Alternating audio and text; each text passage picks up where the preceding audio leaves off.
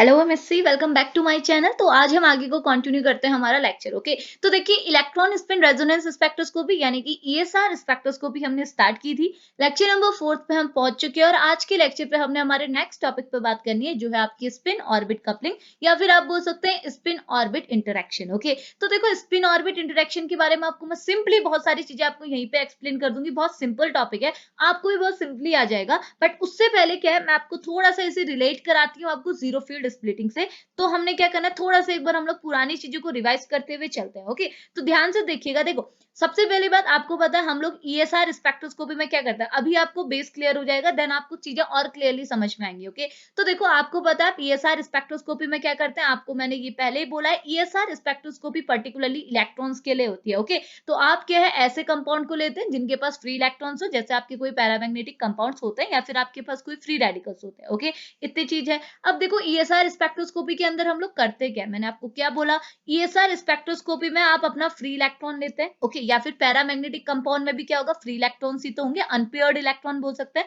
Suppose मैं बोलूं ये मेरा अनपेयर्ड इलेक्ट्रॉन है, क्योंकि इसके पास पेयर नहीं है। अगर इसके पास पेयर होता ये आपको ऐसे अपेयर होता, लेकिन अभी मैं हमने क्या बात करनी, ईएसआर के केस में हमने अनपेयर्ड इलेक्ट्रॉन लेने जिसके पास पेयर नहीं है, यानी कि ये अकेला है। देखिए मैंने यहाँ पर कोई एक सिंगल इलेक्ट्रॉन यहाँ पर लिया हुआ है। ओके, हम ईएसआर के केस में बोलते हैं कि अब इस इलेक्ट्रॉन को बाहर से क्या देना है, मैग्नेटिक फील्ड देना है। ओके, तो सपोज मैं इसे मैग्नेटिक फील्ड दे रही हूँ, तो मैग्नेटिक फील्ड की कुछ ना कुछ डायरेक्शन होगा। सपोज मैंने बोला मेरा मैग्नेटिक फील्ड क्या है, ऊपर की ओर लग रहा है। ओके, इस केस में क्या होगा, ये चीज देखनी जरूरी है कि आपका जो इलेक्ट्रॉन है इसकी स्पिन इन्वर्ट हो जाएगी। कब, मतलब कैसे इन्वर्ट होगी, आप ये देखिए कि आपकी जो स्पिन है इलेक्ट्रॉन की, वो उस डायरेक्शन में होनी चाहिए जहां आपकी इलेक्ट्रिक फील्ड की डायरेक्शन है। अब आप देखिए आपका इलेक्ट्रॉन की स्पिन नीचे की ओर है, बट मैग्नेटिक फील्ड की डायरेक्शन ऊपर की ओर है, तो आपको क्या करना होगा, इसे इन्वर्ट करना होगा, यानी कि ये हो गया ऊपर की ओर। ओके, अब अगले केस में क्या करता है, आप इस मॉलिक्यूल में, ये तो आपका होगा तो मॉलिक्यूल है ना, मॉलिक्यूल के इलेक्ट्रॉन की बात हमने करना है, तो हम इलेक्ट्रॉन पे फोकस करेंगे। ओके, अब आपने क्या करना है, यहाँ पर को बाहर से रेडिएशन डालनी है। तो आपको पता है ईएसआर के केस में हम लोग कौन सी रेडिएशन लेते हैं, माइक्रोवेव रीजन के अंदर जो रेडिएशन आती है उसको लेते हैं। तो आप बताइए, जैसे ही आपके इलेक्ट्रॉन को रेडिएशन मिलेगी तो क्या होगा, ऑब्वियस सी बात है आपका इलेक्ट्रॉन क्या होगा, एक्साइट होगा। अगर हम बोले कि आपको कोई एनर्जी बाहर से, क्या एनर्जी, तो रेडिएशन प्रोवाइड करा रहे हैं, मतलब एनर्जी प्रोवाइड करा रहा है। अगर आपको कोई एनर्जी ड्रिंक दी जाती है तो आप क्या करेंगे, एक्टिव होंगे, एनर्जी आपकी बढ़ जाएगी। तो यहाँ भी सेम चीज होगा कि आपने मॉलिक्यूल को अपनी माइक्रोवेव दी, ये क्या कर रहा है, बाहर से एनर्जी प्रोवाइड करा रहा है। जैसे ही आपके इलेक्ट्रॉन को एनर्जी मिली, आपका इलेक्ट्रॉन क्या हो गया, एक्साइट हो गया, इसकी एनर्जी क्या होगी, बढ़ गई। तो आप देखिए अभी आपका जो इलेक्ट्रॉन है वो n0 लेवल पे है। ठीक है, इसके ऊपर भी तो और लेवल होंगे। सपोज मैं बोलूं ये आपका n1 लेवल है। ओके, तो देखो n0 और n1 में कौन सा लेवल बड़ा होगा, ऑब्वियस सी बात है n1 लेवल बड़ा होगा कंपेयर टू n0, क्योंकि आप जितने ऊपर को जाते हैं उतना ज्यादा एनर्जी लेवल आपका बढ़ते रहता है। और आपको पता है जितना ज्यादा एनर्जी होगा वो लेवल उतना ही ज्यादा क्या होगा, अनस्टेबल होगा। n0 n1 लेवल क्या है, आपका अनस्टेबल लेवल है, n0 लेवल आपका स्टेबल लेवल है। ओके, तो आपने क्या किया, जैसे अपने इलेक्ट्रॉन को एनर्जी बाहर से प्रोवाइड की, तो आपके इलेक्ट्रॉन को एनर्जी मिली, आपका मॉलिक एनर्जी जो है, आपका जो मॉलिक्यूल है उसका जो इलेक्ट्रॉन है वो एक्साइट हो गया। एक्साइट होगा तो ऑब्वियस सी बात है, अब एनर्जी ज्यादा होगी तो वो n0 लेवल पे तो रह नहीं सकता, क्योंकि n0 की तो एनर्जी क्या है, कम है, n1 की ज्यादा है। तो आपका इलेक्ट्रॉन शिफ्ट हो गया आपके n1 लेवल पे, और ये आपकी क्या होगा, शिफ्ट होने के बाद ये अपनी स्पिन को क्या कर देता है, इन्वर्ट कर देता है। जैसे ये ग्राउंड स्टेट से एक्साइटेड स्टेट पे जाता है, इसे हम ग्राउंड स्टेट बोल सकते हैं, इसे एक्साइटेड स्टेट बोल सकते हैं। तो जैसे आपका इलेक्ट्रॉन ग्राउंड स्टेट से एक्साइटेड स्टेट पे जाता है, इसकी एनर्जी क्या होती है, मतलब इसकी स्पिन क्या होती है, इन्वर्ट हो जाती है। ओके, इतनी चीज समझ में आई। यही बात हम लोग करते हैं ईएसआर स्पेक्ट्रोस्कोपी के अंदर। अभी जिस इतना सुनो। ओके, अब दूसरी चीज आपको पता है, हमने जीरो फील्ड स्प्लिटिंग का कॉन्सेप्ट पढ़ा। मैंने जीरो फील्ड स्प्लिटिंग में आपको क्या बोला, अगर यही पूरा फिनोमिना जो आप ईएसआर के अंदर करते हैं, वो अगर इन द अब्सेंस ऑफ, मैं यहाँ से मैग्नेटिक फील्ड को अब्सेंट कर दूं, हटा दूं यहाँ पे, तो क्या होगा, यही पूरा फिनोमिना जो आपकी मैग्नेटिक फील्ड की अब्सेंस में हो रहा है, इसी को तो बोलते हैं जीरो फील्ड स्प्लिटिंग। क्यों, क्योंकि देखो समझ में आ रहा है, जीरो फील्ड स्प्लिटिंग आपने पढ़ा है ना, जीरो फील्ड स्प्लिटिंग बोलता है कि अगर आपने क्या है, किसी इलेक्ट्रॉन को एनर्जी देके एक्साइट करा दिया एक एनर्जी लेवल से दूसरे एनर्जी लेवल पे, विद द की एब्सेंस में, in the absence of magnetic field. तो उस केस में जो स्प्लिटिंग होती है उसी स्प्लिटिंग पैटर्न को आप बोलते हैं जीरो फील्ड स्प्लिटिंग। जैसे नाम से पता चल रहा है स्प्लिटिंग तो हुई, बट कब हुई, जब आपका फील्ड क्या था, जीरो। और आप यहाँ कौन सा फील्ड ले रहे हैं, ऑब्वियस सी बात है मैग्नेटिक फील्ड ले रहे हैं, यानी कि इसकी वैल्यू क्या होगी, जीरो होगी। उस केस में जो स्प्लिटिंग हुई उसी को बोलते हैं जीरो फील्ड स्प्लिटिंग। मैं आपको ऑलरेडी पढ़ा चुकी हूँ। ओके, तो जब मैंने आपको जीरो फील्ड स्प्लिटिंग बताई थी, अभी इसके बारे में तो वो मैं आपको ऑलरेडी लेक्चर पे बता चुकी हूँ, कौन से कंपाउंड देते हैं, कौन से नहीं, क्या होता है क्या नहीं होता है। ओके, बस मैं आपको इतना जस्ट बताना चाह रही हूँ कि आपकी जो जीरो फील्ड स्प्लिटिंग है, इसका जो मैंने आपको रीजन बताया था, एक रीजन तो मैंने बोला था कि डाइपोल मूवमेंट की इंटरेक्शन से, दूसरा रीजन जो मैंने बताया था वो था आपका स्पिन ऑर्बिट कपलिंग। तो वही रीजन जो आपने किसमें यूज किया था, जीरो फील्ड स्प्लिटिंग में यूज किया था, उसी रीजन को आपने यहाँ पढ़ना है, जीरो फील्ड स्प्लिटिंग, यानी कि सॉरी आपने क्या पढ़ना है, और स्पिन ऑर्बिट कपलिंग। और ये चीज क्या है, सेम आपकी इसी से रिलेट करती है जैसे आपने यहाँ पे देखा हुआ था। ओके, अब मैं आपको बताती हूँ पर्टिकुलरली स्पिन ऑर्बिट कपलिंग होता क्या है। एक बार के लिए आप थोड़ा बेसिक समझ में आया ना। अब देखो, अगर आपने जीरो फील्ड स्प्लिटिंग पढ़ा होगा तो आपको समझ में आ रहा होगा। ओके, तो देखो मैं आपको बताती हूँ स्पिन ऑर्बिट कपलिंग क्या बोलता है। ओके, तो स्पिन ऑर्बिट कपलिंग ऐसा बोलता है, देखो यहाँ पर को लिखा है कपलिंग। कपलिंग मतलब आप समझ रहे हैं, कपलिंग मतलब होता है इंटरेक्शन, कपल होना। ओके, कपलिंग और इंटरेक्शन सेम चीज होती है। ओके, तो ये बोल रहा है स्पिन ऑर्बिट कपलिंग, यानी कि आपने क्या करना है, स्पिन का और आपने अपने ऑर्बिट का क्या कराना है, कपल कराना है, इन दोनों का इंटरेक्शन कराना है। ओके, अब आप बताइए यहाँ पर को ईएसआर स्पेक्ट्रोस्कोपी में हमारे पास एक ही तो स्पिन है, किसकी स्पिन है, ऑब्वियस सी बात है इलेक्ट्रॉन की स्पिन है। और ऑर्बिट कौन सा है, एक ही ऑर्बिट तो है जो आपका एटम है, जिसका ये आपका एटम है, इसके सेंटर में न्यूक्लियस प्रेजेंट है, सराउंडिंग में इलेक्ट्रॉन्स प्रेजेंट है। ओके, अब इस इलेक्ट्रॉन की क्या है, कुछ न कुछ स्पिन है, ये आपका पूरा क्या आपको पता है, मैं आपको बार बार बोलती हूँ, आपका एटम का स्ट्रक्चर सेम आपका जैसे सोलर सिस्टम में आप देखते हैं सन आपके सेंटर पर प्रेजेंट है, यहाँ पर आपका सन है। ओके, और ये है आपकी अर्थ। आपको पता है अर्थ क्या करती है, सन के चारों ओर घूमती तो है लेकिन खुद के चारों ओर भी घूमती, जैसे शक्तिमान घूमता था वैसे ही आपकी अर्थ भी घूमती है, वैसे आपका इलेक्ट्रॉन भी घूमता है। ये क्या करता है, अपने आप पे भी घूमते हैं, जैसे ये क्या है, अपने आप पे भी घूमते हैं, लेकिन घूमते घूमते घूमते ये आपके ऑर्बिट के चारों ओर, या फिर आप बोल सकते हैं सन के चारों ओर भी घूमते रहते हैं। इसका मतलब क्या है, ये जो ऑर्बिट है वो इस ऑर्बिट की बात कर रहा है, यहाँ पर हमने क्या है स्पिन टर्म लिखा हुआ है, ऑर्बिट लिखा हुआ है, तो स्पिन किसकी बात कर रहा है, इलेक्ट्रॉन। ऑर्बिट किसकी बात कर रहा है, ये जिसके सराउंडिंग, जिसके अंदर क्या है, न्यूक्लियाई प्रेजेंट है। तो ये बोल रहा है कि जब आपके स्पिन और आपके इलेक्ट्रॉन सॉरी स्पिन और जब आपकी ऑर्बिट के बीच में क्या होता है, इंटरेक्शन होता है, इसी इंटरेक्शन को आप बोलते हैं स्पिन ऑर्बिट इंटरेक्शन। अब बात ये आती है कि इनका इंटरेक्शन होता कैसे है और इस टाइप के इंटरेक्शन से क्या हो रहा है, जिसे हमने इसे पर्टिकुलरली पढ़ना पड़ा है स्पिन ऑर्बिट का इंटरेक्शन।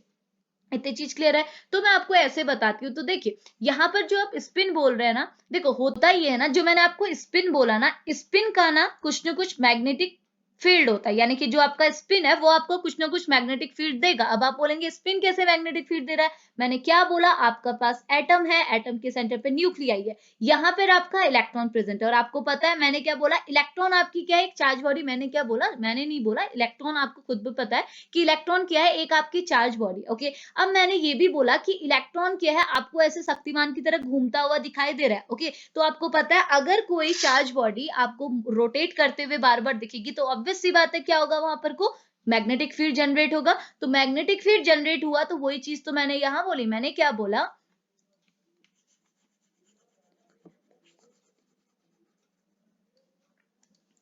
तो देखो अब यहाँ पे हम बताते हैं आपको कि इस, तो देखिए यहाँ पे मैं आपको बताती हूँ कि स्पिन और ऑर्बिट के बीच में इंटरेक्शन कैसे हुआ। स्पिन ऑर्बिट इंटरेक्शन तो मैं आपसे बोल रही हूँ और मैंने दिखा भी दिया, स्पिन कौन है, ऑर्बिट कौन है, इनके बीच में इंटरेक्शन है, बट इंटरेक्शन होता कैसे है वो मैं आपको बताती हूँ। ओके, तो देखो ना, अगर मैं आपको स्पिन बताऊं, स्पिन क्या होता है, तो आपको पता है आपके पास है एक एटम, एटम के सेंटर में न्यूक्लियाई प्रेजेंट है और सराउंडिंग में इलेक्ट्रॉन प्रेजेंट है। ओके, तो इस इलेक्ट्रॉन को हम क्या बोल रहे हैं, स्पिन। क्यों, क्योंकि देखो आपको पता है इलेक्ट्रॉन क्या होता है, इलेक्ट्रॉन एक नेगेटिव चार्ज स्पीसीज है। अगर आप इसे रिप्रेजेंट करते हैं तो आप कुछ ऐसा रिप्रेजेंट करते हैं। ओके, और आपको पता है इलेक्ट्रॉन क्या है, मैंने बोला जैसे शक्तिमान घूमता है वैसे इलेक्ट्रॉन क्या है, पूरे अपने आप पे क्या है, घूम रहा है, रोटेट कर रहा है। ओके, तो आप देखिए यहाँ पर को आप एक लाइन पढ़ते हैं, वो है कि चार्ज बॉडी जो है वो हमेशा एक मैग्नेटिक फील्ड जनरेट करती है। वही लाइन आपको यहाँ पर को बिल्कुल सुटेबल लगेगी। क्यों, क्योंकि देखिए आपका इलेक्ट्रॉन भी एक चार्ज बॉडी है और देखो चार्ज बॉडी क्या कर रहा है, रोटेट कर रहा है, जैसे शक्तिमान घूम घूम रहा है, जैसे आपकी अर्थ घूम रही है वैसे आपका इलेक्ट्रॉन भी तो घूम रहा है। इट मीन इलेक्ट्रॉन भी एक चार्ज बॉडी है और ये रोटेट करेगा तो ये क्या करेगा, एक मैग्नेटिक फील्ड जनरेट करेगा। तो अगर मैं इसको बोल रही हूँ इलेक्ट्रॉन की स्पिन, पूरा नहीं बोल रही हूँ, इसे जस्ट मैं स्पिन बोल रही हूँ, ओके। तो अगर ये स्पिन क्या है, रोटेट कर रहा है, क्योंकि ये चार्ज बॉडी है तो ऑब्वियस सी बात है ये स्पिन भी क्या करेगा, एक मैग्नेटिक फील्ड जनरेट करेगा। और आप बताइए अगर इस स्पिन के पास मैग्नेटिक फील्ड है तो ऑब्वियस सी बात है इस स्पिन के पास क्या होगा, मैग्नेटिक मूवमेंट भी होगा, ओके। तो आपको पता चल गया कि स्पिन के पास क्या होता है, मैग्नेटिक मूवमेंट होता है, ओके। अब मैं आपको बताती हूँ कि ऑर्बिटल के साथ ये स्पिन कैसे इंटरेक्ट कर रहा है। देखिए ऑर्बिटल हमने क्या बोला, इस पोर्शन को बोला, ओके। अब आप बताइए इलेक्ट्रॉन अभी भी एक तो एक चार्ज बॉडी है और ये इलेक्ट्रॉन क्या है, खुद पे तो घूम रहा है, लेकिन मैंने बोला ये यहाँ भी तो घूम रहा है। अगर आप अभी इलेक्ट्रॉन का खुद पे घूमना मत देखो, जैसे शक्तिमान घूमता है वैसे मत देखो, अभी जस्ट देखो ये इसके चारों ओर एक सर्कल बनाते हुए जा रहा है, ओके। तो देखो चार्ज बॉडी अभी भी तो रिवॉल्व कर रही है। इट मीन्स क्या होगा, अभी भी ये चार्ज जो आपका इलेक्ट्रॉन है ये क्या कर रहा है, एक मैग्नेटिक फील्ड जनरेट कर रहा है। यानी कि आपके सेंटर से क्या होगा, समझ में आ रहा है ना, आपका जो ये ऑर्बिट है ये भी तो एक टाइप का मैग्नेटिक फील्ड जनरेट कर रहा है, समझ में, इलेक्ट्रॉन तो कर रहा है क्योंकि इलेक्ट्रॉन रिवॉल्व कर रहा है, आपके ऑर्बिट के चारों ओर कर रहा है। इसकी वजह से क्या आपके ऑर्बिट भी क्या है, एक टाइप का मैग्नेटिक फील्ड जनरेट करेगा। तो जो आपका ऑर्बिट है ये भी एक टाइप का क्या कर रहा है, मैग्नेटिक फील्ड जनरेट कर रहा है, ओके। अगर ऑर्बिट मैग्नेटिक फील्ड जनरेट करेगा तो ऑब्वियस सी बात है कि ऑर्बिटल का भी क्या होगा, कोई ना कोई मैग्नेटिक मूवमेंट होगा। तो यहाँ पे जो ये इंटरेक्शन होता है वो आपका ऑर्बिट और स्पिन का नहीं होता, वो किसका होता है, आपके स्पिन का जो मैग्नेटिक मूवमेंट है और आपका जो ऑर्बिटल है इसका जो मैग्नेटिक मूवमेंट है, इनका होता है इंटरेक्शन।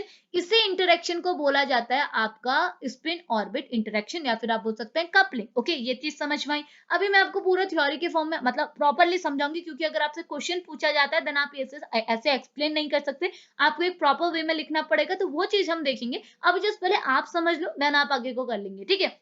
अब देखो, अब मैं एक और चीज आपको बताती हूँ, ये स्पिन ऑर्बिट इंटरेक्शन का कॉन्सेप्ट पढ़ क्यों रहे, इससे क्या आपको मिल रहा है, मतलब यहाँ पर इंटरेक्शन हुआ तो क्या हो गया, ठीक है। तो यहाँ पर इंटरेक्शन हुआ तो बहुत कुछ हो जाएगा। जैसे मैं आपको क्या बोल रही थी, देखो हमने ईएसआर के केस पे तो स्पिन ऑर्बिट इंटरेक्शन पढ़ा है, तो हम ईएसआर के केस पे क्या बोल रहे थे, अगर आपने यहाँ पर को आपका इलेक्ट्रॉन है, इसको आपने बाहर से रेडिएशन दिया, ये इलेक्ट्रॉन है, ये क्या हो रहा है, एक्साइट होके कहाँ चले जा रहा है, एक्साइटेड लेवल पे, और अपनी स्पिन को इन्वर्ट कर दे रहा है, ओके।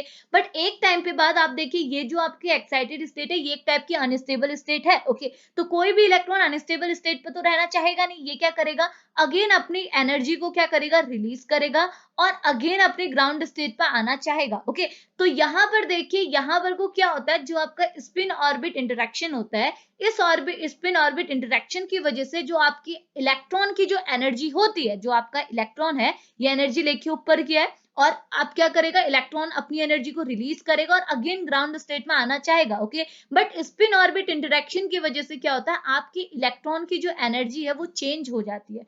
उस एनर्जी को चेंज होने की वजह से आपको जब आप इस ईएसआर स्पेक्ट्रोस्कोपी के लिए जो आप स्पेक्ट्रा ड्रॉ करते हैं उसके अंदर आपको क्या एक फाइन लाइंस देखने को मिलती है। फाइन स्ट्रक्चर मतलब बहुत माइन्यूट से स्ट्रक्चर्स होते हैं, आप अगर उन्हें देखेंगे, फाइन लाइन समझ में आ रहा है ना, हल्की सी लाइंस, आपको कुछ नया टाइप का स्पेक्ट्रल टाइप का आपको देखने को मिलेगा। वो किसकी वजह से हुआ, जब आपका इलेक्ट्रॉन क्या एक्साइटेड स्टेट पे गया, बट एक्साइटेड स्टेट में आपके इलेक्ट्रॉन के बीच में क्या हुआ, आपके इलेक्ट्रॉन के अंदर क्या हुआ, स्पिन ऑर्बिट इंटरेक्शन हुआ। देखो यहाँ पर आपका कोई बाहर से कुछ चीज अप्लाई नहीं हो रही, आपका इलेक्ट्रॉन है, आपका ऑर्बिट है, इनके बीच में आपस में इंटरेक्शन हुआ। तो मैंने क्या बोला, इलेक्ट्रॉन स्पिन इंटरेक्शन की वजह से आपकी जो इलेक्ट्रॉन है उसकी एनर्जी में कोई ना कोई चेंज आ जाता है। उसी एनर्जी के चेंज की वजह से देखो, क्योंकि सारा फंडा तो एनर्जी का ही, आप एनर्जी दे रहे हैं देन ये एक्साइट हो रहा है, एनर्जी फिर ये रिलीज करेगा देन ये ग्राउंड स्टेट में आएगा, ओके। लेकिन यहाँ पर को क्या होगा, स्पिन ऑर्बिट इंटरेक्शन की वजह से किसी भी एटम के अंदर आपकी इलेक्ट्रॉन की एनर्जी में कोई भी चेंज आ सकता है, मतलब चेंज आएगा। वो चेंज कैसे होता है वो भी हम आगे फॉर्मूलाज वगैरह देखेंगे। अभी जस्ट इतना समझो कि आपकी इलेक्ट्रॉन की एनर्जी में चेंज आता है, उसकी वजह से आपको आपके स्पेक्ट्रम में फाइन लाइंस यानी कि फाइन स्ट्रक्चर्स देखने को मिलते हैं, इसीलिए आप स्पिन ऑर्बिट का इंटरेक्शन का कॉन्सेप्ट को पढ़ते हैं। इतनी चीज क्लियर है। अब मैं आपको पर्टिकुलरली ये बेसिक चीजें समझ में आई। अब मैं आपको प्रॉपर लेके चलती हूँ, जो आपने पर्टिकुलरली लिखना है, एनर्जी का क्या डिफरेंस होगा वो सारी चीजें हम देखते हैं, ओके। ये देख रहा है, यहाँ पर ये बोल रहा है कि देखो ये पहला केस आपको ये केस के फॉर्म में दिखा रहा है, जो मैंने आपको समझा। पहले केस में ये बोल रहा है, आपको पता है आपका ये एक एटम है, एटम के सेंटर में न्यूक्लियाई है, यहाँ पर कोई इलेक्ट्रॉन है, ओके। अब ये जो आपका इलेक्ट्रॉन है ये पूरे सिस्टम में, पूरे ऑर्बिटल में रिवॉल्व कर रहा है, और आपको पता है इलेक्ट्रॉन एक चार्ज बॉडी है, तो यहाँ पर कोई इसका रिवॉल्व करने की वजह से, रोटेशन की वजह से क्या होगा, चार्ज बॉडी क्या करेगा, एक ना मैग्नेटिक फील्ड जनरेट करेगा। तो वो मैग्नेटिक फील्ड को आप बी वेक्टर से रिप्रेजेंट कर रहे हैं। ये जो मैग्नेटिक फील्ड है वो ऑर्बिट प्रोवाइड करा रहा है, ओके। तो इसे बी वेक्टर से रिप्रेजेंट कर रहे हैं, और इसकी वैल्यू क्या है, B vector is equal to nu naught I upon 2r। तो बी नॉट की वैल्यू, बी वेक्टर की वैल्यू आपको यहां से मिल गई, जो कि आपका ऑर्बिट के थ्रू प्रोवाइड किया हुआ मैग्नेटिक फील्ड है, ओके। अगला, और मैंने अब ये भी बोला कि आपका इलेक्ट्रॉन जो है वो भी आपका रिवॉल्व कर रहा है, लगातार घूम रहा है। एक ये नेगेटिव चार्ज बॉडी है, तो चार्ज बॉडी अभी भी क्या कर रही है, रिवॉल्व कर रही है, तो इसका भी क्या होगा, अपना मैग्नेटिक फील्ड होगा, अपना मैग्नेटिक फील्ड होगा। तो ये भी एक टाइप का मैग्नेटिक मूवमेंट जनरेट करेगी। तो उसको आपने क्या है, न्यू एस से रिप्रेजेंट किया। आपको पता है, देखो आपको पता है मैग्नेटिक मूवमेंट को किससे रिप्रेजेंट करता है, एस, न्यू से, ओके। और अगर ये मैग्नेटिक मूवमेंट किसका हो, इलेक्ट्रॉन का हो, तो आप इसे न्यू एस से रिप्रेजेंट करते हैं। तो वही चीज यहाँ पर को रिप्रेजेंट किया हुआ है, ओके। तो यही चीज लिखे है, एज ए बोथ बॉडीज, आपकी चार्ज बॉडीज है, दोनों मूविंग बॉडी है। तो आपको पता है चार्ज बॉडी हमेशा एक मैग्नेटिक फील्ड जनरेट करती है। अगर मैग्नेटिक फील्ड जनरेट करेगी तो उसका कोई ना कोई मैग्नेटिक मूवमेंट भी होगा, ओके। अभी बोल रहा है this means that the spin magnetic dipole movement, spin magnetic dipole movement means आपका जो स्पिन है, स्पिन कौन है, आपका इलेक्ट्रॉन, उसका जो मैग्नेटिक डाइपोल मूवमेंट है उसे आप कैसे रिप्रेजेंट करेंगे, न्यूएस, जैसे मैंने आपको आगे दिखाया। ये बोल रहा है न्यूएस ऑफ अ इलेक्ट्रॉन, आपका जो इलेक्ट्रॉन है ना, जो उसका डाइपोल मूवमेंट है, वो एक टाइप का फोर्स को फील करेगा, एक टाइप का टॉर्क को फील करेगा। तो ये कहां से फील करेगा, जो आपका जो एटम है, एटम के अंदर जो ऑर्बिट है, मतलब एटम का जो ऑर्बिट है वो प्रोवाइड करा रहा है। आप देख रहे हैं ना, आपका जो ये इलेक्ट्रॉन है यहाँ पर को, इसका अपना magnetic dipole movement new S है, ओके। बट आपका ऑर्बिट अंदर से क्या करा रहा है, एक फोर्स अप्लाई करा रहा है, एक टार्क आप बाहर से अंदर से अप्लाई करा रहा है, जिसे आप बी नॉट से रिप्रेजेंट, सॉरी बी वेक्टर से रिप्रेजेंट कर रहे हैं, जिसका फॉर्मूला कुछ ये है, ओके।